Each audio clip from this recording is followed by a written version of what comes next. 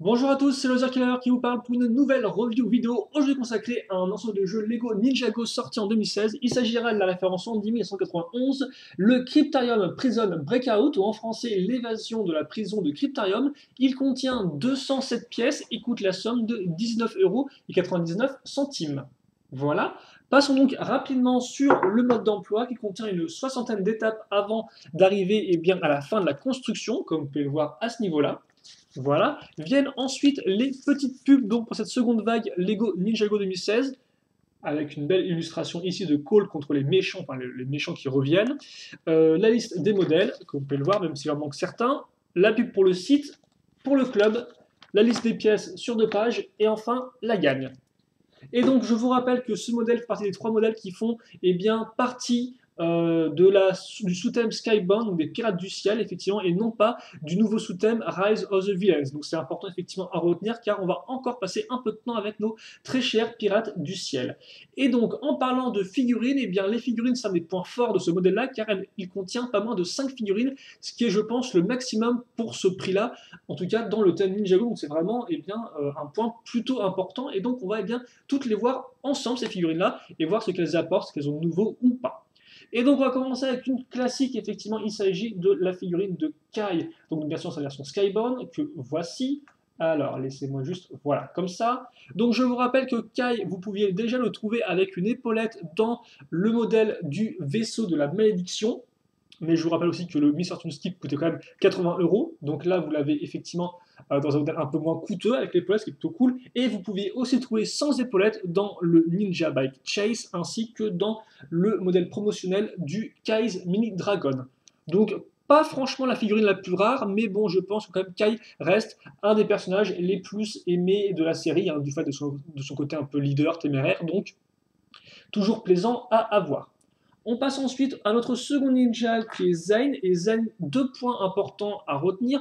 Le premier, comme vous pouvez le voir, c'est qu'il vient en version prisonnier. Et donc de ce fait, il a un nouvel imprimé pour son corps qui, comme vous pouvez le voir, met en avant son cœur de Nindroid, ce qui est quand même plutôt cool, je trouve. Et forcément, le second point que vous avez peut-être remarqué, c'est le fait que enfin Zayn vient avec sa coupe de cheveux version titane, donc version argentée, car certes, on l'avait déjà auparavant en beige à l'époque de Rebooted, mais depuis, les choses ont changé. Et donc, c'est enfin plaisant de le voir comme dans la série avec sa coupe de cheveux argentée. Et donc, c'est aussi la première fois qu'on a cette pièce dans cette couleur-là. La tête, comme vous pouvez le voir, c'est la vieille tête titanium, donc avec les 2 imprimés. Voilà. Et donc, il vient avec un shuriken. On passe maintenant du côté des méchants, et notre première figurine, c'est une figurine qu'on a vue il y a très longtemps, enfin il y a longtemps dans la série, et qui a enfin sa version jouée. Il s'agit du Capitaine Soto, donc le pirate un peu originel de Ninjago. Et donc, comme vous pouvez le voir, là encore 2 points importants, la tête et le chapeau qui ont tous les deux de nouveaux imprimés. Donc, comme vous pouvez le voir, là, on reprend la classique tête de mort, sauf qu'on va ajouter des outils ainsi qu'un bandeau sur l'œil. Et au niveau de la tête, voilà à quoi ça ressemble pour Soto. Vous noterez aussi l'imprimé arrière avec la petite queue de cheval. Par contre, le corps, lui, n'est pas nouveau, hein. Le corps de prisonnier est un corps de prisonnier classique Lego City. On passe à notre second méchant. Là encore, un personnage qu'on avait vu il y a 7 ans dans la série et qui fait sa première apparition en jouet.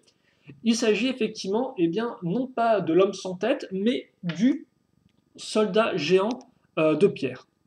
Voilà, et donc comme vous pouvez le voir, aussi nouvelle couleur pour la pièce d'épaulette qui apparemment est apparue uniquement en rouge dans le général Kozo, si je ne dis pas de bêtises, hein. Voilà. Et par contre, la tête, elle, n'est pas nouvelle, c'est la tête classique des soldats de pierre avec l'imprimé rouge. Et bien évidemment, il vient avec tout le casque coloré en noir, hein. Donc là encore, assez intéressant, mais c'est forcément, il n'a pas le côté géant qu'il a dans la série. Ça, c'est sûr. Enfin, cinquième et dernière figurine, il s'agit du garde de prison qui lui n'a rien de nouveau car effectivement aussi bien l'imprimé de corps que de tête sont des imprimés déjà vus auparavant dans Lego City. Donc rien de nouveau à ce niveau-là, effectivement, et c'est peut-être une des reproches qu'on pourrait faire, c'est qu'il aurait été intéressant peut-être d'avoir le gardien de la prison ou un policier, effectivement, déjà apparu dans la série. Mais forcément, qui dit nouvelle imprimée dit coût un peu plus élevé, donc je pense qu'elle ne devait pas coûter trop cher à l'intérêt dans le set, d'où son apparition. Bref, ça de toute façon, on va en reparler rapidement en conclusion. Passons maintenant, alors oui, non, c'est effectivement, avant de passer aux objets, enfin, avant de passer aux structures plutôt, les objets, donc, vous aurez en plus des armes, une baguette de pain, voilà, ainsi qu'une carte au trésor qui, comme vous pouvez le voir, eh bien, reprend le cryptarium ici, et en bas ici, je pense effectivement que ça représente l'île de la veuve du tigre du fait de la tête de mort en dessous, même si, comme vous pouvez voir, la tour, elle, peut plus penser au phare du père de Zayn. Mais je pense effectivement qu'il s'agit, comme dans la série, sans trop spoiler, eh bien, de l'île de la veuve du tigre. Voilà. Et donc maintenant, effectivement, passons aux structures. Et donc la première qu'on va voir, eh bien, c'est une table pour que les prisonniers puissent manger autour. Donc voilà quoi elle ressemble, c'est très classique. Mais normalement, table qui a un petit... Ah, hop là, excusez-moi juste. Voilà. Table effectivement qui a un petit secret parce que, eh bien, elle peut faire catapulte comme ceci et donc révéler une arme cachée ainsi que, eh bien, justement, le plan qu'on va mettre ici. Voilà. Donc la table, en termes de dimension, hein, fait du 6,5 de longueur, du 3 de largeur et du 1,5 de hauteur. On va mettre ça ici. Rapidement, je vous fais un petit en around. Et donc voilà, elle fait aussi catapulte et planquette, c'est quand même plutôt intéressant. Et donc catapulte, pourquoi? Eh bien, catapulte, par exemple, pour catapulter soit une figurine, soit le pain, justement, et démarrer eh bien, un combat de nourriture, comme c'est souvent le cas dans les prisons. Et c'est encore plus le cas, effectivement, dans la série Ninjago. Passons maintenant justement à la prison elle-même. Donc voici à quoi ressemble le Cryptarium en version 7. Alors le Cryptarium, il faut savoir, est apparu pour la première fois dans la série, dans la saison 4, hein, le tournoi des éléments, quand les ninjas vont chercher de l'aide auprès de Pythor, de Pythor. Voilà. Et donc on va commencer déjà, je pense, par un petit turn around pour délimiter les dimensions de l'ensemble. Alors voilà, excusez-moi. Donc on est dans du 22 cm de long, du 4,5 de profondeur. Et en termes de hauteur, on est dans du 7 cm d'ici à là et du 16,5 cm si vous comptez du sol jusque eh bien, tout en haut, donc d'ici à là.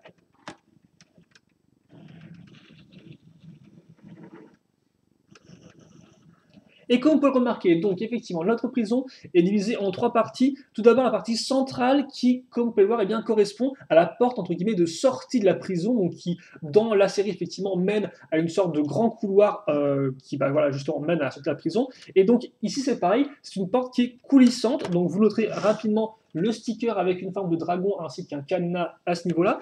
Et donc pour la lever, eh bien, on la fait coulisser, très simplement, mais par contre, après, il faut encore pour l'accrocher. Et pour l'accrocher en l'air, eh bien, on va utiliser tout simplement une petite barre qui est planquée sous le toit ici. Donc ça fait deux en un, on referme le toit, et là, effectivement, eh bien, vous avez la porte d'ouverte, et donc le couloir vers la liberté qui est tout ouvert. Et donc, forcément, vous pouvez aussi le refermer comme ça, et ça peut être un peu dangereux si forcément il y a une figurine en dessous. Hormis ça, niveau détail, vous remarquerez les piliers ainsi que la petite arche à ce niveau-là qui forcément reprend un peu le côté Ninjago-esque hein, de l'ensemble. Et idem aussi pour les couleurs noires et rouges, des couleurs classiques pour les bâtiments Ninjago en 2011, souvenez-vous, hein, qui sont maintenant un peu moins utilisées, mais toujours quand même des couleurs bien typiques asiatiques et aussi Ninjago. On passe maintenant eh bien, aux parties latérales, comme vous pouvez voir, qui sont toutes les deux mises sur des pièces charnières, ce qui fait que vous-même, vous pouvez eh bien, changer un peu la forme du cryptarium. Donc là, forcément, avec cette forme-là, c'est beaucoup plus proche de ce qu'on a en série. Donc le cryptarium, je vous rappelle, tient dans une sorte d'hexagone, d'octogone en termes de forme. Et forcément, les dimensions changent un peu quand vous inclinez les côtés latéraux. On va commencer, je pense, eh bien, par celui-ci. Donc, eh bien, celui-ci représente une cabine de... comment dirais-je une cabine de visite, en fait, si vous voulez, pour rendre visite aux prisonniers, ce qui fait que là, vous avez un appel, vous avez un téléphone de ce côté-là, et aussi de l'autre côté, ainsi qu'une vitre, forcément à ce niveau-là, afin de pouvoir voir le prisonnier. Donc, par exemple, je ne sais pas moi, si vous mettez Zayn ici, vous pouvez mettre Kai à ce niveau-là.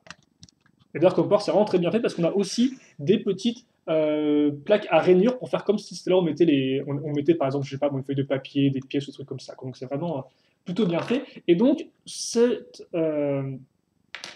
cabine entre guillemets de consultation cache aussi un mécanisme, car en effet, eh bien, en poussant cette petite pièce noire qui tient un téléphone, vous allez pouvoir eh bien, éjecter la porte, comme ceci.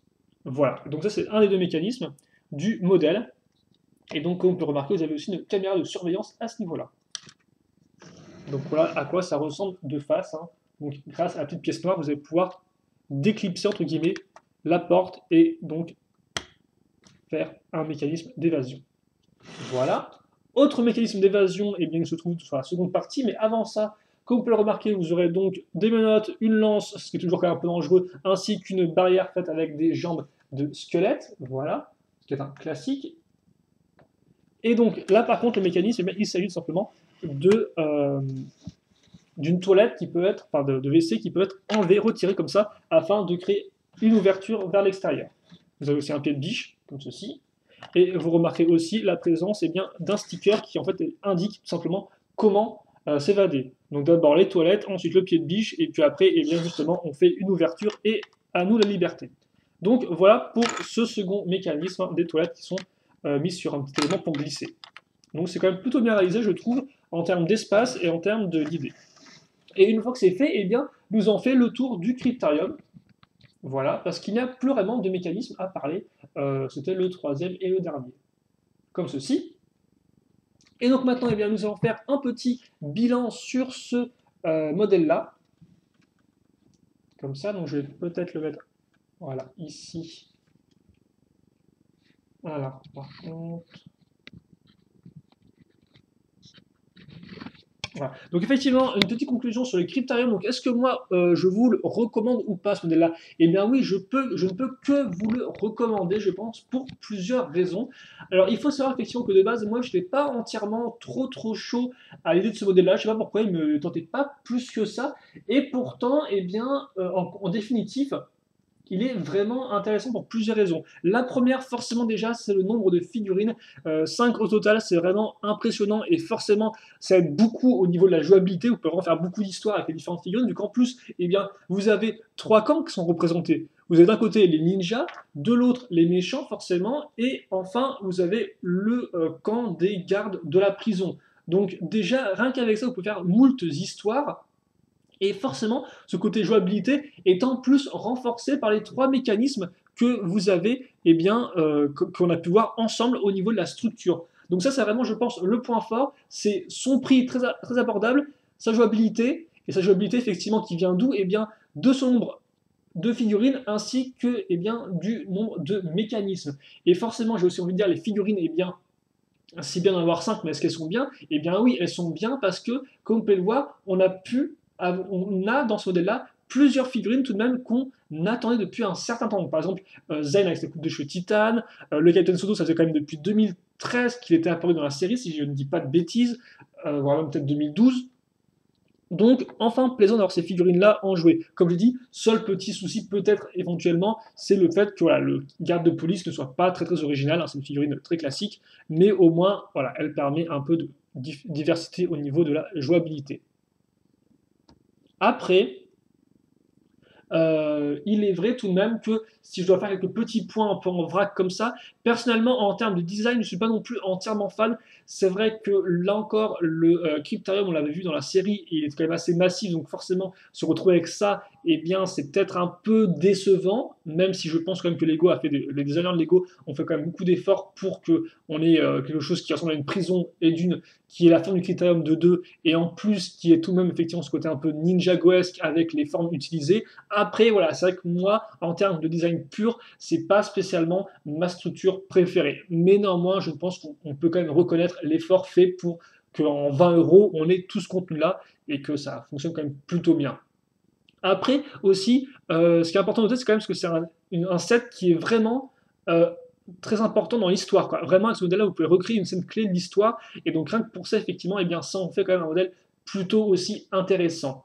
Et aussi, quand même, on peut noter que c'est quand même un peu en marge, justement, de ce qu'on a pu avoir jusqu'à présent avec les autres modèles Skybound, à savoir vraiment les pirates contre les ninjas. Là, c'est un peu plus comme pouvoir à côté, quoi. C'est une structure qui, effectivement, est importante dans la série, mais comme vous pouvez le voir, on retrouve des vieux méchants, c'est pas vraiment des pirates du ciel. Idem pour la structure, c'est pas une sorte encore d'avion ou quoi que ce soit, c'est vraiment une structure. Donc, tout ça fait que c'est un set qui est vraiment sympathique parce qu'il se démarque des autres et parce que voilà, il a tous ces éléments que j'ai déjà notés, jouabilité, nombre de figurines, j'en passe, et des meilleurs, et forcément, effectivement, eh bien, un modèle qui est directement dans la lignée du Dojo Showdown sorti en 2015-1, effectivement, qui était aussi un peu le même type. Une structure avec 4 figurines pour 20 euros.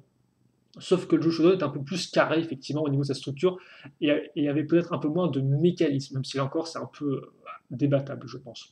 En tout cas, voilà pour Le Cryptarium, vraiment un bon modèle, comme on peut le voir en termes de rapport qualité-prix, enfin en termes de, oui, en termes de rapport qualité-prix, même contenu-prix, vraiment je pense à un bon modèle que je peux vous recommander.